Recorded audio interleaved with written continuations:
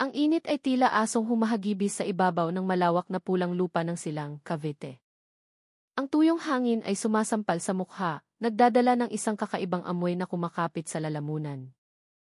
Hindi ito amoy ng basura, hindi rin amoy ng nabubulok na hayop.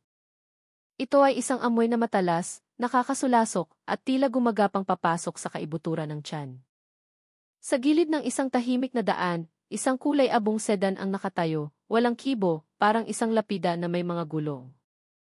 Nang sa wakas ay nabuksan ang compartment, ang hangin sa paligid ay tila nabasag at ang lahat ng naroroon ay natigilan. Sa loob, ang katawan ng isang babaeng dating iginagalang, minamahal, at tinatawag na tita pinang marami, ay ngayon naninigas, nasisira, at wala ng pangalan. At ang pinakamasakit sa lahat ay ang mga bulungan na agad na kumalat. Na ang may gawa nito ay maaaring hindi isang estranghero, maaaring isang taong dati niyang niyakap bilang isang nakababatang kapatid, maaaring isang taong minsan niyang iniligtas mula sa mga pagsubok ng buhay. Ang umaga ay dahan-dahang gumapang sa baryo ng silang. Ang manipis na hamog na karaniwang namamalagi sa mga dulo ng dahon ng mga puno ng akasya, ay katatapos pa lamang itaboy ng sikat ng araw ng si Mang Kiko, isang lalaking nasa katanghalian ng buhay na mailumanang sa lakot at likod na sunog sa araw, ay hila-hila ang kanyang kariton pauwi mula sa bukid. Ang daan ng lupa na nag-ugnay sa mga pilapil patungo sa pangunahing kalsada ay palaging tahimik sa ganoong oras. Tanging ang tunog ng mga gulong ng kariton, ang huni ng mga ibon, at ang kanyang sariling paghinga ang humahalo sa tuyong hangin. Sa di kalayuan, isang asong kalye ang nakatayo sa gilid ng mga talahib, walang tigil sa pagtahol sa direksyon ng isang kulay abong sedan na nakaparada ng bahagyang nakatagilid sa pulang lupa. Ang sasakyan ay hindi na bago sa kanyang paningin. Sa unang araw, inakala ni Mang Kiko na may isang tagalungsod na naligaw, at iniwan ang sasakyan magdamag.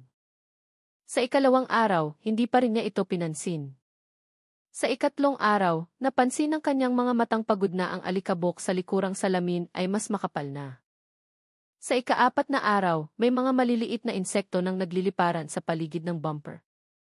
At sa ikalimang araw, kasabay ng pagtaas ng araw at pagbuhos ng matinding init sa lupa, ang hangin mula sa direksyon ng sasakyan ay nagdala ng isang bagay na nagpatigil sa kanyang paglakad. Ang amoy ay sumampal sa kanyang ilong na parang isang magaspang na kamay. May pait ng kalawang, may lansa, at may isang uri ng amoy na nagpilit sa kanyang lalamunan na lumuno. Huminto si Mang Kiko, ibinaba ang kanyang salakot, at ipinikit ang kanyang mga mata sandali, sinusubukang itaboy ang masamang kutob na matagal na niyang kinasusuklaman, ang amoy ng kamatayan. Dahan-dahan siyang lumapit, maingat ang bawat hakbang. Ang kulay abong pintura ng kotse ay sumasalamin sa sikat ng araw, nagpapapungay sa kanyang mga mata. Ang mga bintana ay mahigpit na nakasara, at walang bakas ng kamay sa makapal na alikabok. Ang mga gulong ay bahagyang nakalubog sa lupa, isang senyales na hindi ito gumalaw sa loob ng ilang araw. Mula sa siwang ng compartment, isang mainit na hangin na may dalang mabahong amoy ang lumalabas. Sa bawat pag-ihip ng hangin na tumatama sa ibabaw ng sasakyan, umatras siya ng 2 hakbang, saka tinawag ang 2 binatang kalalabas lang mula sa kanilang bukid. Lumapit sila, tinatakpan ang kanilang mga ilong gamit ang dulo ng kanilang mga damit. 3 lalaki mula sa baryo ang nakatayo, pumapalibot sa sasakyang malamig na parang bato. Walang sinuman ang naglakas loob na humawak. Sa baryo, maaaring magbiro ang mga tao tungkol sa multo at tiyanak. Ngunit kapag ang hangin ay nagdadala ng amoy mula sa kabilang buhay, lahat ng dila ay napipipi. Isa sa mga binata ang naglabas ng kanyang cellphone, nanginginig habang kumukuha ng video mula sa malayo. Pagkatapos ay tinawagan niya ang kanilang barangay captain. Ang balita ay kumalat ng mas mabilis pa sa hangin. Ang mga ina ay niyakap ang kanilang mga anak, isinara ang mga kawayang tarangkahan. Ang mga kalalakihan ay nagtipon sa ilalim ng isang puno ng nara. Ang maliit na daan patungo sa lokasyon ay isinara gamit ang mga motorsiklong nakaparada ng pahalang. Dumating ang kapitan, kulubot ang noo, tinitingnan ang sasakyan, pagkatapos ay ang langit, na parabang tinitimbang ang oras na tila huminto. Tinawagan niya ang mga tanod at ang lokal na himpilan ng pulisya. Maikli lamang ang kanyang tawag. Ang kanyang mga salita ay putol-putol dahil sa kaba na pilit niyang itinatago sa likod ng isang boses na pinatatag. Hindi nagtagal, isang pickup ng pulisya ang dumating ng walang sirena. Dalawang opisyal ang bumaba, naglagay ng pansamantalang police line. Pinakiusapan nila ang mga residente na lumayo. Sa tag-araw na tulad nito, madaling kumalat ang amoy at madaling mahilo ang mga tao. Isang opisyal ang lumapit, lumuhod, at tiningnan ang masikip na pagitan ng pinto ng compartment at ng bumper. Kinagat niya ang kanyang labi, tumayo, at naglabas ng isang maliit na kwaderno para magsulat. Ang isa naman ay tumawag sa Cavite Police Provincial Office, nag-uulat ng posibleng pagkatuklas ng isang bangkay sa loob ng sasakyan. Ang oras sa baryo ay iba ang takbo. 5 minuto ay parang isang mahabang umaga. Nang dumating ang sasakyan ng Scene of the Crime Operatives, SOCO, na may dalang mga kagamitan, ang mga mata ng lahat ay nakatuon sa iisang punto. Si Police Major Anton Vargas ay bumaba, nakasuot ng field uniform. Ang kanyang mukha ay kalmado, parang isang batong ilog na paulit-ulit ng binayo ng agos. Tumango siya sa mga residente, hindi bilang pagbati, kundi bilang isang pakiusap na manahimik. Nagsimulang magtrabaho ang mga opisyal sa mga hakbang na mas kabisado pa nila kaysa sa isang dasal. Kuhanan ng litrato ang kaliwang anggulo, kanang anggulo, distansya ng gulong sa lupa, mga baka sa tuyong damo. Hindi sila nagmamadali. Sa isang lugar na tulad nito, ang isang butil ng alikabok ay maaaring maging isang pangungusap na magliligtas sa katotohanan. Lalong tumindi ang sikat ng araw, nagpapabigat sa hangin. Isang ina sa likod ng police line ang yumuko, inaayos ang kanyang belo.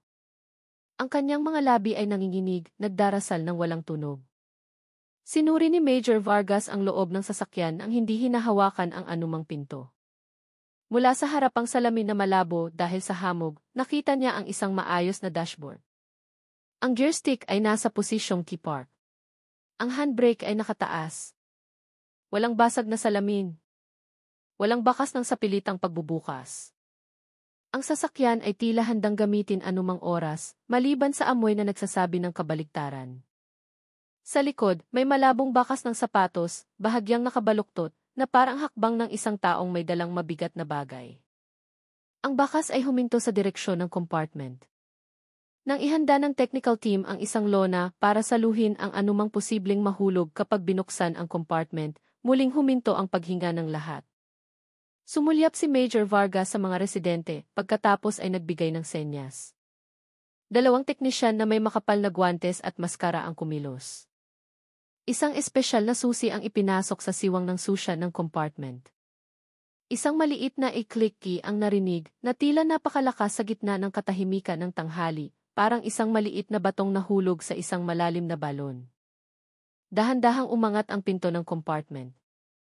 Ang mainit na hangin mula sa loob ay sumambulat palabas, nagdadala ng amoy na nagpaiwas ng tingin sa ilang mga tao.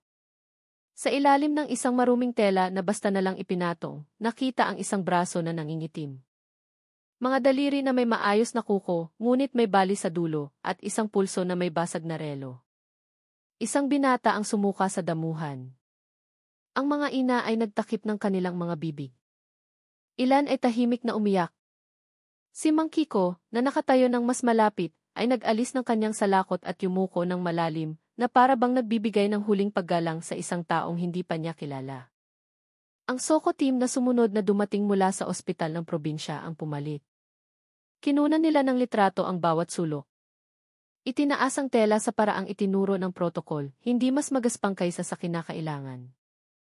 Ang katawan ng babae ay nakahiga sa isang posisyon na maaari lamang makamit kapag ang buhay ay matagal nang wala. Ang kanyang lieg ay may maitim na marka na pahaba, parang isang linyang iginuhit ng isang kamay na malupit. Sa loob ng compartment, ang itim na carpet ay may mga mansa, nangingitim sa ilang bahagi. May isang maliit na plastic na supot na naglalaman ng buhol-buhol na buhok. May isang panyo na may mga mansang kulay kape na tuyo na.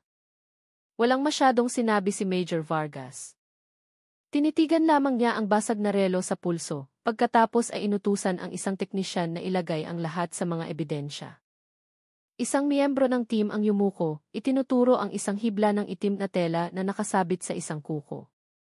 Lahat ay itinala. Lahat ay binigyan ng numero.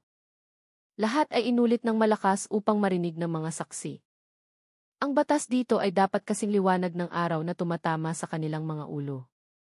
Sa mga residente, nagsalita si Major Vargas ng mahina, ngunit may diin na ang lugar ay isasara hanggang matapos ang proseso. Na walang cellphone na dapat lumampas sa police line. Na ang anumang video na nakunan ay kailangang isumite para sa kapakanan ng investigasyon. Tumango ang mga tao. Ang ilan ay nagbaba ng kanilang mga cellphone. Ang ilan ay nagpunas ng kanilang mga mata. Sa isang baryo, ang paggalang sa patay at paggalang sa mga otoridad ay magkasabay na naglalakad. Nang ang bangkay ay inilipat sa isang stretcher at tinakpan ng isang manipis na puting tela, ang hangin ay humihip ng malungkot. Sa ilalim ng telang iyon ay hindi lamang isang katawan. Sa ilalim ng telang iyon ay may mga tanong na naghihintay ng sagot. May isang pangako na kailangang tuparin.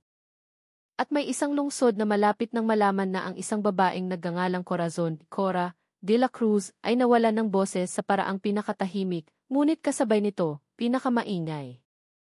Tahimik dahil hindi na siya makapagsalita. Maingay dahil ang mga bulungan ay tatalon mula sa mga karenderya, patungo sa bulwagan ng barangay, mula sa mga group chat patungo sa mga beranda ng bahay, nagkakalat ng takot at galit na walang maayos na salita.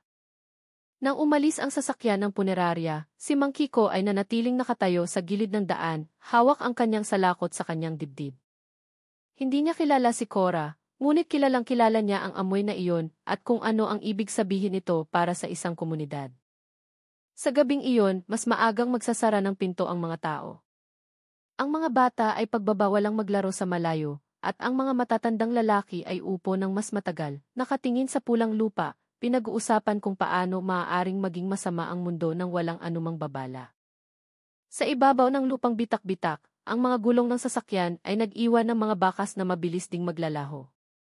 Ngunit sa hangin, isang pangako ang binitiwan ng mga nakauniporme, na sinumang gumawa sa sasakyang iyon na isang tahimik na lapida, hahanapin nila hanggang sa pinakamadilim na dulo ng daan. Sa malamig na silid ng morgue ng General Emilio Aguinaldo Memorial Hospital, ang amoy ng formalin ay matapang na humahalo sa amoy ng metal mula sa mga mesang bakal.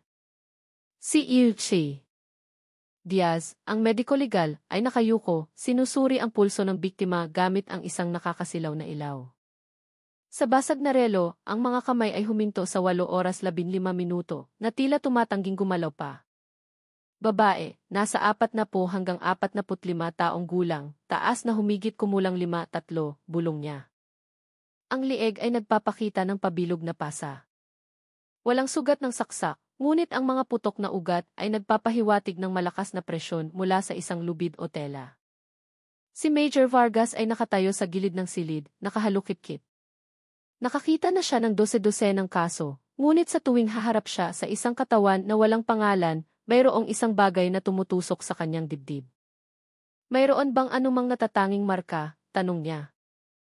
Umiling si U.C. Diaz, pagkatapos ay itinuro ang kaliwang pulso ng biktima. May maliit na peklat dito, marahil isang lumang operasyon. Singsing sa daliri, nawawala. Sa lieg, may bakas lamang ng metal na dating nakasabit. Inilabas ng isang investigador ang mga gamit mula sa isang plastik na supot, isang punit na pitaka, 2 lumang papel, at isang business card na halos nabura na. Ang mga letra ay bahagyang nababasa pa, De la Cruz Realty Corazon E. Tumingin ng matalim si Vargas, tinawag ang kanyang assistant. Suriin ninyo ang lahat ng ahente ng real estate sa Metro Manila na may pangalang Corazon o Cora. Nang gabing iyon, sunod-sunod ang mga tawag sa telepono sa himpilan ng pulisya. Isang impormasyon ang lumabas, Corazon Cora de la Cruz, may-ari ng isang maliit na ahensya ng lupa sa Parañaque City, nawalan ng kontak 3 araw na ang nakalipas. Ang kanyang asawa, si Roberto de la Cruz, ay nag-ulat na ng pagkawala ngunit wala pang natatanggap na balita. Nang maipadala ang larawan ng biktima sa pamamagitan ng internal system, mabilis na dumating ang sagot, positibo. Kinabukasan ng umaga, dumating si Roberto na may namamaga at pulang mga mata at mabibigat na hakbang. Sa kanyang kamay, hawak niya ang isang tissue na hindi natutuyo. Nang dahan-dahang buksan ang puting tela, hindi siya umiyak ng malakas. Yumuko lamang siya, pagkatapos ay bumulong na parang nakikipag-usap sa hangin, siya nga ang Cora ko. Sa isang sulok ng silid, si Miguel, ang kanilang anak na nakauniporme pa sa kolehiyo, ay nakatayong naninigas, maputla ang mukha at nanginginig ang dalawang kamay sa loob ng bulsa ng kanyang pantalon.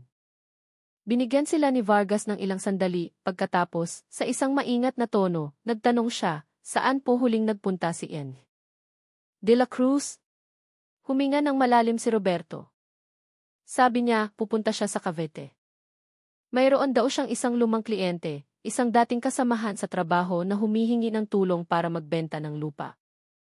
Ang pangalan niya ay Marco. Ang pangalang iyon ay nagpaangat sa ulo ni Vargas. Mabilis siyang nagsulat sa kanyang kwaderno, Marco Reyes. Mula sa karanasan, bawat pangalan na binabanggit sa gitna ng kalungkutan ay madalas na siyang susi. Humingi siya ng pahintulot na suriin ang cellphone ni Cora, ngunit ang naipakita lamang ni Roberto ay ang huling text message, papunta ako ng Cavite ngayong hapon. Huwag niyo na akong hintayin. Pagkatapos noon, hindi na makontak ang numero ni Cora. Nang araw ding iyon, matagumpay na na-activate muli ng Digital Forensics Team ang SIF card na natagpuan sa sasakyan. Ang kasaysayan ng mga tawag ay nagpakita ng isang numero na paulit-ulit na lumitaw, isang numerong walang pangalan, ngunit may area code ng Cavite. Nang siya sa atin sa pamamagitan ng operator, ang numero ay nakarehistro sa ilalim ng isang peking pagkakakilanlan, isang walang laman na address. Ngunit ipinakita ng data mula sa cell tower na ang huling signal ay nagmula sa paligid ng silang. Ang parehong punto kung saan natagpuan ang sasakyan. Nang mag-uumaga, nagdao si Vargas ng isang maikling pulong sa opisina. Sa isang malaking whiteboard, ang mapa ng Cavite ay nakadisplay na may pulang aspal na nakatusok sa silang at isang asul na linya na papunta sa lungsod. Ang biktima ay umalis mula Parañaque noong hapon ng Mayo 8. Lumitaw siya sa kamera ng isang gasolinahan sa silang bandang 8 kasama ang isang lalaki sa upuan ng pasahero. Pagkatapos noon, nawala na siya. Itinuro niya ang isang larawan mula sa video. Ang mukha ng lalaki ay malabo, natatakpan ng maskara at sombrero, ngunit malinaw ang kanyang matangkad at payat na pangangatawan. Hanapin natin ang lahat ng taong nagngangalang Marco sa lugar na ito, mga ahente ng real estate, freelancer, kahit mga tricycle driver na karaniwang naghahatid sa mga kliyente ng lupa. Gabi na, ngunit ang kanyang instinct bilang isang pulis ay tumangging magpahinga. Sa kanyang mesa, matagal niyang tinitigan ang larawan ni Cora. Ang kanyang ngiti ay banayad, tipikal ng isang masipag na babae na alam kung paano mabuhay sa isang mundong pinamumunuan ng mga lalaki. Dahan-dahan niyang isinara ang folder. Kung totoo ngang itong si Marco ang taong tinulungan niya, kung gayon hindi tayo nakikipag-usap sa isang ordinaryong magnanakaw, kundi sa isang traidor. Sa labas ng bintana, umalingaw ang tunog ng kampana ng simbahan para sa Angelus. Isa-isang sumindi ang mga ilaw ng lungsod, hudyat ng pagsisimula ng isang paghahanap. Habang sa ibang lugar, maaaring may isang taong nagsasara ng maleta, nagtatago ng mga bakas, nang hindi nalalaman na ang kanyang mga hakbang ay nagsisimula ng matunton. Kinahapunan pagkatapos ng pulong sa himpilan, si Major Vargas, kasama ang 2 tauhan, ay personal na bumaba sa lugar ng krimen. Ang daanang lupa patungo sa lugar ay tahimik na. Tanging ang huni ng mga kuliglig ang umaalingaw sa pagitan ng mga puno. Sa lokasyon kung saan natagpuan ang sasakyan ni Cora, nakakabit pa rin ang police line, ngunit ilang residente pa rin ang nakatayo sa di kalayuan, umaasang malaman ang higit pa. Muling nilibot ni Vargas ang lugar, sa pagkakataong ito, na may pananaw na tila gustong suriin muli ang bawat butil ng lupa. Lumuhod siya, hinawakan ang bakas ng gulong na kalahating nakalubog sa alikabok. Tingnan ninyo ang anggulo, sabi niya kay Corporal Santos. Ang sasakyang ito ay huminto ng kusa. Walang senyales ng bigla ang pagpreno. Ibig sabihin, ang nagmamaneho ay voluntaryong huminto. Tumango si Santos. Sa gilid ng daan, nakakita si Vargas ng isang upos ng sigarilyo na kalahati na lang ang nasunog. Isang brand na karaniwang ibinebenta sa lungsod. Inilagay niya ang upos sa isang maliit na ebidensya. Maliit na bagay, pero maaaring ito ang simula, bulong niya. Samantala, sinuri ng technical team ang data mula sa key ng gasolinahan na 2 kilometro ang layo mula sa lokasyon. Sa pinalaking recording, malinaw na nakikita si Cora na nakaupo sa upuan ng driver, nakangiti sa lalaking katabi niya. Ang lalaki ay may inabot, marahil isang mapa o dokumento. Pagkatapos noon, umandar ang sasakyan patungo sa tahimik na daan ng lupa. Iyon ay tiyak na si Marco, bulong ni Vargas. Alam niya ang kilos ng isang taong komportable sa kanyang katabi, hindi isang taong nasa panganib. Dumating ang isa pang opisyal na may dalang resulta ng pagsusuri sa mga tawag sa telepono. Sa loob ng 3 araw bago ang pagkamatay ni Cora, ang numero ni Marco ay nakatanggap ng 3 beses na maliit na money transfer mula sa bank account ni Cora. Hindi malaki ang halaga, ngunit sunod-sunod. Personal na pautang, naisip ni Vargas, o paraan ni Marco para patagalin ang oras bago manloko. Nang gumabi, binisita nila ang dating tinutuluyang boarding house ni Marco sa Dasmariñas. Ang may-ari ay isang matandang biyuda na kabisado ang lahat ng kanyang mga nangungupahan. Tiningnan niya ang larawan sa kamay ng pulis at agad itong nakilala. Dito siya tumira. Magalang na bata, pero may pagkakaiba. Minsan umuuwi ng gabi na, may dalang mga folder. Noong huling beses, noong Mayo 9, kinuha niya lahat ng gamit niya. Akala ko lilipat na ng trabaho. Tumingin ng matalim si Vargas. Sinabi niya ba kung saan lilipat? Nag-isip ng malalim ang matanda. Sa bandang Nasugbu daw. May nakuha raw siyang proyekto sa lupa malapit sa dalampasigan. Ang pangalang iyon ay nagpakuha kay Vargas ng kanyang telepono. Inutusan niya ang isa pang team na suriin ang lahat ng paupahang bahay sa lugar na iyon. Pagkatapos isara ang telepono, tiningnan niya ang madilim na bakuran ng boarding house. Sa isang sulok, may isang bakal na drum na puno ng abo. Lumapit siya, inilawan ito ng flashlight. Sa gitna ng mga sunog na papel, may isang piraso ng manipis na itim na plastik na may logo ng isang kamera. Alam niya ang hugis na iyon, isang memory card. Ang gilid nito ay natunaw, ngunit kalahati pa rin ang buo. Agad itong inilagay sa isang anti-static bag. Kung ito ay galing sa dashcam ni Cora, baka malaman natin kung ano ang nangyari, sabi niya. Kinaumagahan, mabilis na kumilos ang Digital Forensics Laboratory. Mula sa piraso ng memory card, 20 segundo lamang ng video ang naisalba.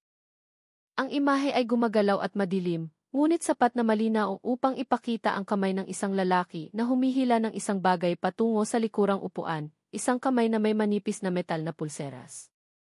Pinalaki ni Vargas ang huling frame. May refleksyon ng mukha ni Cora sa rearview mirror. Ang kanyang mga mata ay dilat na dilat bago huminto ang video. May sapat na tayong dahilan para habulin si Marco, sabi ni Vargas. Ang kanyang boses ay mabigat ngunit matatag. Alam niya na mula sa sandaling iyon, ang paghahanap ay hindi na tungkol sa ebidensya, kundi tungkol sa oras. Kinagabihan, gumalaw ang team patungong Nasugbu. Ang mga hilera ng paupahang bahay sa gilid ng pangunahing kalsada ay isa-isang sinuri. Maraming residente ang umiling. Ang ilan ay nagkunwaring walang alam. Hanggang sa isang binatang tricycle driver ang nagsabi, may isang matangkad at payat na lalaki na madalas sumakay sa akin. Laging nagpapahatid sa giksit tuwing gabi. Sabi niya, pangalan niya ay Marco. Nagtatrabaho sa lupa. Tumayo ng tuwid si Vargas. Kailan ang huli? 3 gabi na ang nakalipas. Bumaba siya sa dulo ng isang eskinita malapit sa dalampasigan. Nang walang pag-aalinlangan, umalis sila. Sa eskinita na iyon, may mga hilera ng masisikip na kwartong gawa sa kahoy. Ang mga ilaw ay malabo. Ang tunog ng mga alon ay maririnig ng mahina mula sa di kalayuan. Nagbigay ng senya si Vargas. 2 miyembro ang nag-abang sa likuran. Sa kwarto bilang 7, isang dilaw na ilaw ang nakasindi pa rin sa ilalim ng pinto. Mula sa loob, may narinig na tunog ng isang bagay na ibinagsak, marahil isang maleta na isinasara ng nagmamadali. Itinaas ni Vargas ang 3 daliri, isang tahimik na senyas. Hawak niya ang kanyang baril. Sa isang mabilis na kilos, sinipa ang pinto. Ang lalaki sa loob ay napatalon, sinubukang tumakas sa bintana, ngunit 2 pulis na ang naghihintay sa labas. Hinila siya pababa, ang kanyang mukha ay tumama sa sahig. Pinusasan ang kanyang mga kamay bago pa man siya makasigaw. Sa sahig ng kwarto ay nagkalat ang mga damit, isang pasaporte, 2 cellphone, at isang maliit na supot na naglalaman ng mga alahas ng babae. Pinulot ni Major Vargas ang isang relo ng babae na may basag sa salamin, ang relo ni Corazon de la Cruz. Tinitigan ni Vargas ang maputlang mukha ng lalaki. Ikaw si Marco Reyes? Nanatiling tahimik ang lalaki, nakayuko lamang. Lumapit si Vargas, ang kanyang boses ay mahina ngunit matalim. Alam na namin ang lahat. Hindi ka lang nagnakaw ng pera, nagnakaw ka ng buhay ng isang taong nagtiwala sa iyo. Ipinikit ni Marco ang kanyang mga mata, nanginginig ang kanyang mga balikat. Sa labas, ang mga alon ay humahampas ng malakas sa mga bato, na para bang kumakatok sa pinto ng isang pag-amin na hindi na maaaring ipagpaliban. Ang silid ng interogasyon sa himpilan ng pulisya ay masikip. Ang mga dingding ay kulay abo, ang amoy ng lumang kape ay humahalo sa amoy ng pawis. Isang puting ilaw ang nakabitin ng mababa, direktang nakatutok sa mukha ni Marco Reyes na nakaupo sa isang bakal na upuan. Ang kanyang mga kamay ay nakaposa sa ibabaw ng mesa. Ang kanyang mga mata ay pula, hindi dahil sa pag-iyak, kundi dahil sa pagod at takot. Si Major Vargas ay nakaupo sa tapat niya, mga folder ng larawan at resulta ng laboratorio ang nakatambak sa kanyang harapan. Marco, sabi ni Vargas, walang emosyon ang kanyang boses. Hindi kami naparito para manghula. Alam na namin ang halos lahat. Ngayon, ikaw na ang magpapasya kung magsasalita ka, o hahayaan naming ang mga ebidensya ang magsalita. Yumuko si Marco, tahimik. Sa likod ni Vargas, isang monitor ang nagpapakita ng piraso ng video mula sa memory card na kanilang natagpuan. Ang kamay na may metal na pulseras ay humihila sa katawan ni Cora patungo sa likod. Huminto ang imahe. Tumingala si Marco, maputla ang mukha. Ikaw ba iyan? Mahinang tanong ni Vargas. Ang pulseras ay kapareho ng suot mo ngayon. Walang sagot, tanging ang tunog ng kadena ng posas na marahang nagkikiskisan. Pinindot ni Vargas ang record button. Kilala mo si Corazon de la Cruz? Huminga ng malalim si Marco. Opo. Para na siyang pamilya sa akin. Kung ganoon, bakit siya namatay sa compartment ng sarili niyang sasakyan? Mahabang katahimikan. Tila nagyelo ang hangin sa silid. Sa wakas, bumulong si Marco dahil tanga ako. Dahil nabulag ako sa pera. Tumingin ng matalim si Vargas. Sabihin mo mula sa simula. Nagsimula si Marco, paos ang kanyang boses. Ikinuwento niya ang kanyang unang pagkikita kay Cora 3 taon na ang nakalipas, noong nagtatrabaho siya sa isang kumpanya ng real estate sa Parañaque. Tinulungan siya ni Cora, kahit noong natanggal siya sa trabaho dahil sa pagnanakaw ng pera ng kliyente. Sabi niya, bata pa raw ako, maaari pa akong magbago. Tinulungan niya ako, binigyan ng trabaho, kahit pinautang ng pera para makapagsimula ulit, malungkot niyang sabi. Ngunit sa likod ng pasasalamat na iyon, muling nalunod si Marco sa online na sugal. Bawat buwan, nagkakautang siya, nanloloko ng maliliit na kliyente, at sa huli, naglakas loob na muling mangutang kay Cora gamit ang dahilan ng isang pekeng proyekto sa lupa. Nagsimula na siyang maghinala, sabi niya. Noong araw na iyon, hiningi niya ang lahat ng ebidensya ng lupa. Alam kong kapag nag-report siya sa pulis, tapos na ako. Noong Mayo 8, sinadya ni Marco na iayain si Cora sa silang.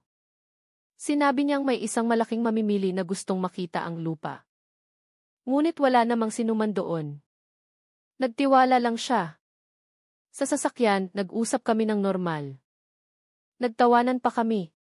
Huminto si Marco, lumunok. Pero nang huminto kami sa gilid ng daan, humingi ako ng tawad sa kanya. Nagtaka siya. Inilabas ko ang nilon na lubid mula sa aking bag. Ang intensyon ko lang ay takutin siya, pero lumaban siya. Tumingin si Vargas nang hindi kumukurap. Hinila ko ng masyadong malakas, pagpapatuloy ni Marco, halos hindi marinig ang kanyang boses. Bumagsak siya, hindi na gumagalaw. Noong oras na iyon, nagpanik ako. Naisip ko, hindi na ako makakaatras. Yumuko siya ng malalim, nanginginig ang mga kamay. Inilagay ko ang katawan niya sa compartment, tinakpan ng sarili kong jacket. Pagkatapos, kinuha ko ang kanyang bag at ang pera sa likod. Naisip ko pang ang sumuko, pero mas malaki ang takot kaysa sa pagsisisi. Binuksan ni Vargas ang isang folder, inilabas ang larawan ng basag na relo. Ito ang relo ni Cora. Natagpuan namin ito sa kwarto mo. Matagal na tinitigan ni Marco ang bagay. Regalo ko sa kanya iyan noong kaarawan niya dati, malungkot niyang sabi. Suot pa rin niya. Hindi ko alam kung ano ang gagawin. Ang ugong ng bentilador sa sulok ng silid ay marahang umalingaw-ngaw. Isinara ni Vargas ang folder, tinitigan siya ng walang emosyon. Alam mo ba kung ano ang ginawa mo? Itinuring kanyang parang kapatid. Sinuklian mo ito ng lubid sa kanyang lig. Kinagat ni Marco ang kanyang labi hanggang sa magdugo. Hindi ko magawang tingnan ang mukha niya noong oras na iyon. Pero mula noong gabing iyon, tuwing matutulog ako, naririnig ko ang boses niya. Tinatanong niya, bakit mo nagawa ito sa akin? Tumayo si Vargas, nagbigay ng senya sa isa pang opisyal. Itala ninyo lahat ito. Opisyal na pag-amin. Nang ilabas si Marco, ang kanyang mga hakbang ay mabigat sa mahabang pasilyo patungo sa selda. Nakita niya ang kanyang sariling anino sa salamin ng bintana, isang binatang may mga matang walang laman, isang mukha na kahit siya mismo ay hindi na makilala. Sa labas, madilim na ang langit. Dahan-dahang naglakad si Vargas papunta sa balkonahe ng opisina, nagsindi ng sigarilyo. Ang manipis na usok ay umakyat kasabay ng ihip ng hangin. Alam niyang halos tapos na ang kasong ito sa papel, ngunit sa puso, walang kasiyahan. Isang bagay lang ang sigurado, naisip niya. Bawat kabutihan ay sinusubok ng taong pinakapinagkakatiwalaan. Sa malamig na silid sa ibaba, mag-isang nakaupo si Marco, nakaposas pa rin. Mula sa maliit na bintana sa itaas, ang liwanag ng buwan ay tumama sa kanyang mukha. Tinitigan niya ang sahig, bumubulong sa sarili, pinatay ko ang nag-iisang taong tinawag kong ate, at kasabay noon, pinatay ko rin ang sarili ko. 3 buwan ang lumipas mula noong gabing iyon.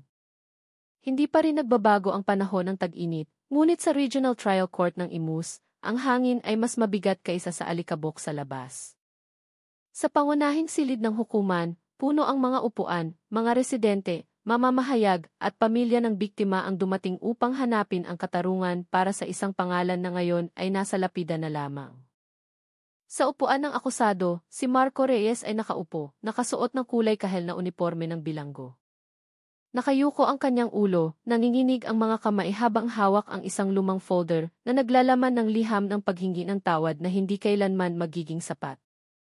Ang hukom, isang lalaking may uban na nagngangalang Hukom Velasco, ay binuksan ang paglilitis sa 3 katok ng kanyang gavel. Kaso bilang 323. Ang akusadong si Marco Reyes ay kinasuhan ng pagpatay na may pagnanakaw. Handa na ba ang tagausig na basahin ang sakdal? Tumayo si Fiscal Reyes, ang kanyang boses ay kalmado ngunit malamig. Kagalang-galang na hukom, sinadya ng akusado na dalhin ang biktimang si Corazon de la Cruz sa isang liblib na lugar sa silang. Inihanda niya ang nilo na lubid, pinlano ang pagpatay, at pagkatapos ay kinuha ang mga ari-arian ng biktima. Ang kilos na ito ay hindi biglaan, kundi resulta ng isang maingat na pagpaplano. Ang biktima ay hindi niya kaaway, kundi isang taong tumulong at nagtiwala sa kanya. Ang ganitong gawain ay hindi lamang kumitil ng buhay, kundi sumisira rin sa kahulugan ng pagiging tao. Ang boses ng piskal ay umalinggaw-ngaw. Sa upuan ng pamilya, yumuko si Miguel de la Cruz, ang anak ni Cora. Ang kanyang mga kamay ay mahigpit na nakahawak sa isang maliit na larawan ng kanyang ina. Sa tabi niya, si Roberto de la Cruz ay nakatingin ng walang laman sa direksyon ng akusado. Ang kanyang mukha ay naninigas, wala ng galit, pagod na lamang. Isinara ng piskal ang kanyang mga papeles. Batay dito, hinihiling namin ang pinakamataas na parusa, ang reclusin perpetua, para sa akusadong si Marco Reyes.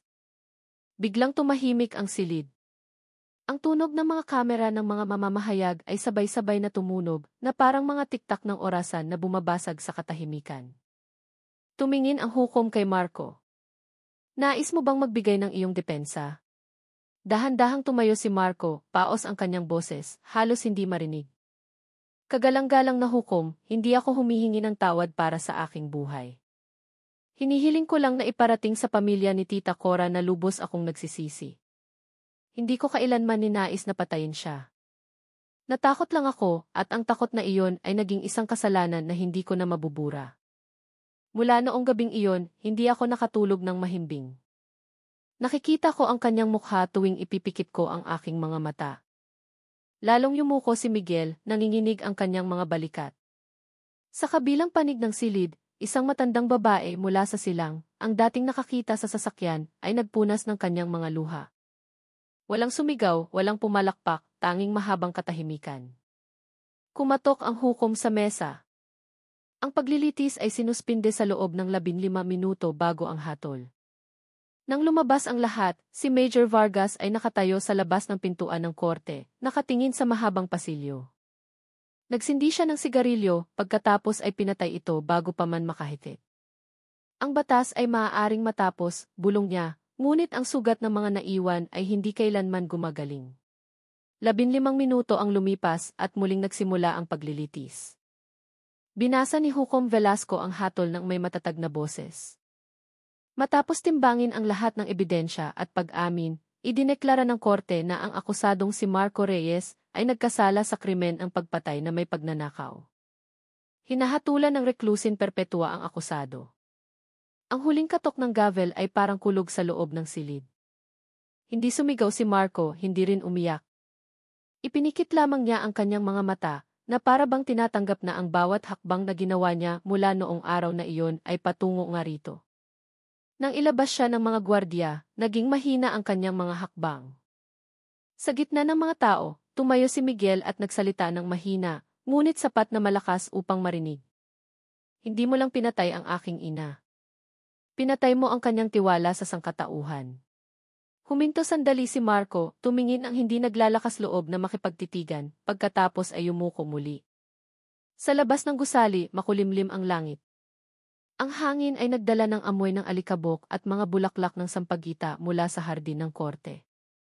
Nagtakbuhan ang mga mamamahayag upang ipadala ang balita, habang si Roberto ay inakbayan ang kanyang anak ng walang imik. Sa katahimikang iyon, pareho nilang alam na walang tagumpay, tanging isang mapait na wakas para sa biktima, sa salarin at sa lahat ng naiwan. Nang gabing iyon sa bahay ng pamilya de la Cruz sa Parañaque, isang maliit na kandila ang sinindihan sa harap ng larawan ng isang babaeng may banayad ng ngiti. Tinitigan ni Miguel ang apoy na marahang gumagalaw. Ma, bulong niya, naparusahan na siya. Pero alam kong hindi ka magiging masaya na makita ang isa pang buhay na mawala. Gusto ko lang na maging payapa ka na. Ang apoy ng kandila ay gumalaw, hinipa ng hangin, pagkatapos ay muling tumuwid. Sa labas, ang unang ulan ng bagong panahon ay dahan-dahang bumagsak sa tuyong lupa, na para bang ang langit ay sa wakas ay umiyak para sa dalawang kaluluwa, isa na pumanaw dahil sa tiwala, at isa na mamamatay sa loob ng bilangguan dahil sa pagtataksil dito. 5 taon matapos mahatulan si Marco Reyes, muling lumitaw ang pangalan ni Corazon de la Cruz. Sa pagkakataong ito, hindi sa pahina ng krimen, kundi sa isang lokal na business bulletin. Nakasulat doon ang parangal para sa inspirational entrepreneur, posthumous, Corazon de la Cruz, isang simbolo ng integridad at katapangan ng kababaihang Pilipino. Sa isang simpleng entablado sa bulwagan ng lungsod, si Miguel ang tumanggap ng pleke sa ngalan ng kanyang ina. Sa likod niya, isang malaking larawan ni Cora na nakasuot ng puting blazer at may banayad na ngiti. Nang hilingin siyang magbigay ng talumpati, huminga ng malalim si Miguel. Ang aking ina ay hindi isang bayani, kalmado niyang sabi. Siya ay isang mabuting tao lamang na naniniwala na ang kabutihan ay laging susuklian ng kabutihan. Ngunit ang mundo ay hindi laging ganoon kaganda. Dahil sa maling tiwala, ang kanyang buhay ay nagwakas. At mula sa kanyang kamatayan, natutunan ko ang tunay na kahulugan ng pag-iingat at katapatan. Natahimik ang buong silid. Ilang mga dumalo ang yumuko. Ang ilan ay nagpunas ng luha. Pagkatapos ng seremonya, isang matandang babae ang lumapit sa kanya, isang dating kasamahan sa trabaho ni Cora. Naaalala ko pa si Cora, sabi niya na may nanginginig na boses. Lagi niyang sinasabi, huwag kang matakot maging tapat kahit lahat ay pumipili ng madaling daan. Ngumiti si Miguel. Opo, at patuloy akong mabubuhay sa mensaheng iyon. Mula sa araw na iyon, nagpasya si Miguel na magtayo ng isang libreng programa ng pagsasanay para sa mga kabataang gustong matuto ng negosyo sa real estate na may prinsipyo ng katapatan at etika. Pinangalanan niya ang programa na Paaralang de la Cruz, isang lugar kung saan hindi lamang niya itinuturo ang mga diskarte sa pagbebenta, kundi ibinabahagi rin ang kwento ng kanyang ina, hindi bilang isang trahedya, kundi bilang isang babala. Tuwing Sabado ng hapon, sa isang maliit na silid, tumatayo si Miguel sa harap ng 12 ng kabataan. Naniwala ang aking ina sa maling tao, sabi niya sa kanila. Ngunit ang kanyang pagkakamali ay hindi ang magmahal, kundi ang hindi malaman kung saan hihinto sa pagtitiwala.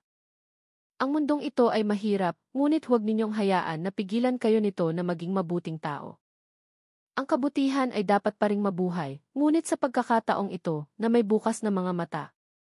Nakinig ng tahimik ang mga kalahok. Sa pisara, isinulat ni Miguel ang isang malaking pangungusap, matuto mula sa sugat, hindi para magalit, kundi para maging matalino. Sa pagtatapos ng taon, pumunta siya sa puntod ni Corazon de la Cruz. Ang lupa ay tinubuan na ngayon ng mga puting bulaklak ng kalachochi na may banayad na bango. Umupo si Miguel sa tabi ng lapida, naglagay ng isang maliit na korona na may nakasulat na, "Ma, natutunan ko na ang pagpapatawad ay hindi nangangahulugang paglimot, kundi ang pagpayag na lumago ang pag-ibig ng walang puot." Humihip ang hangin ng hapon, marahang ginagalaw ang mga dahon. Sa katahimikang iyon, tila sumagot si Cora sa pamamagitan ng dampi ng hangin sa kanyang balikat. Tumingin si Miguel sa langit, payapa ang mga mata. Alam niyang ang mahabang paglalakbay ay sa wakas ay nakarating sa kanyang patutunguhan, hindi ang katarungan sa papel, kundi ang kapayapaan sa loob ng puso. At sa gitna ng sikat ng araw na tumatago sa mga ulap, tila may isang banayad na boses na bumubulong, "Salamat, anak." Muli mong sinindihan ang ilaw na dating namatay. Kinagabihan, ang hangin sa Maynila ay maalinsangan at ang tunog ng manipis na ulan ay tumatama sa bubong ng isang istasyon ng radyo. Ang pulang ilaw sa silid ng broadcast ay umilaw. Ang malalim na boses ng isang veteranong easy ay umalinggaw-ngao sa gitna ng marahang musika. Magandang gabi, mga tapat na tagapakinig ng Radyo Katotohanan. Ngayong gabi, isinasara natin ang isang mahabang kwento na dating yumanig sa puso ng marami, ang kwento ni Corazon de la Cruz, isang matatag na babae na nasawi sa kamay ng taong pinakatinuring niyang kapatid. Sa likod ng salamin ng silid, tahimik na nakaupo si Miguel. Hindi siya nagsalita, nakikinig lamang. Ang programang ito ay hindi karaniwan. Ito ang huling episode ng segment na Mga Bakas ng Katarungan, at ngayong gabi, isinasahimpapawid nila ang kwento ng kanyang ina, 5 taon matapos ang lahat. Nagpatuloy ang ihi, ang kanyang boses ay kalmado ngunit puno ng kahulugan. Ang trahedyang iyon ay hindi lamang tungkol sa kamatayan, kundi tungkol sa kung gaano karupok ang tiwala ng tao. Ibinigay ni Cora ang lahat, trabaho, tiwala, kahit na pagmamahal sa isang taong tinawag niyang kapatid. Ngunit mula sa kamay ng taong iyon, ang kanyang buhay ay kinuha. Ngunit mula sa kamatayan ni Cora, may tumubong isang bagay na mas malakas, kamalayan. Isang maikling recording ang pinatugtog. Narinig ang boses ni Miguel mula sa isang nakaraang panayam. Naniniwala ang aking ina na bawat tao ay karapat-dapat bigyan ng pagkakataon. Ngunit ngayon, alam ko na ang pagkakataon na walang hangganan ay maaaring maging isang bitag. Ang kabutihan ay dapat pa ring naroon, ngunit na may bukas na mga mata. Nagbago ang musika, naging malungkot. Muling nagsalita ang ihi ng mahina, ngunit tumatagos. Wala na si Marco Reyes. Ang batas ay naipatupad na. Ngunit sa labas ng mga pader ng bilangguan, si Miguel, ang anak ng biktima, ay hindi pinili ang paghihiganti. Pinili niyang buhayin muli ang mga mithiin ng kanyang ina sa pamamagitan ng Paaralang de la Cruz, isang lugar kung saan ang katapatan ay itinuturo hindi lamang para sa negosyo, kundi para sa buhay. Ilang segundo ng katahimikan, pagkatapos ay lumambot ang boses ng ihi, na para bang direktang nakikipag-usap sa bawat tagapakinig. At ngayong gabi, kung ikaw ay nakikinig mula sa iyong tahanan, marahil habang tinitingnan ang isang taong iyong pinagkakatiwalaan, tandaan ninyo ang isang bagay, ang tiwala ay isang biyaya, hindi isang karapatan. Huwag itong ibigay ng buo sa sinumang hindi pa alam kung paano ito alagaan. Dahan-dahang namatay ang ilaw ng broadcast. Ang huling musika ay marahang umalingaw-ngaw, nagpapatahimik na parang isang bulong sa gabi. Yumuko si Miguel, ipinikit sandali ang kanyang mga mata. Sa loob niya, wala nang anino ng dugo, wala nang sigaw, tanging mga alaala at isang pakiramdam ng kapayapaan. Nang lumabas siya sa istasyon, tumila na ang ulan. Ang hangin ay malinis at ang amoy ng basang lupa ay nagbalik ng isang lumang alaala. Tumingin siya sa langit. Ang kalahating buwan ay nakabitin sa gitna ng mga ulap. Sa isang bulong na siya lamang ang makakarinig, sinabi niya, "Ma, ang kwento natin ay sa wakas ay tapos na." Sa di kalayuan, ang mga ilaw ng kalsada ay marahang kumikinang, na para bang ang lungsod ay nakahinga na rin ng maluwag. Ang mundo ay muling umikot tulad ng dati. Ngunit sa isang lugar, sa pagitan ng liwanag at dilim, ang boses ni Corazon de la Cruz ay tila umaalingaw-ngaw, ang kabutihan ay hindi kailanman namamatay. Ito ay lumilipat lamang mula sa isang puso patungo sa isa pa. At dito nagtatapos ang kwento.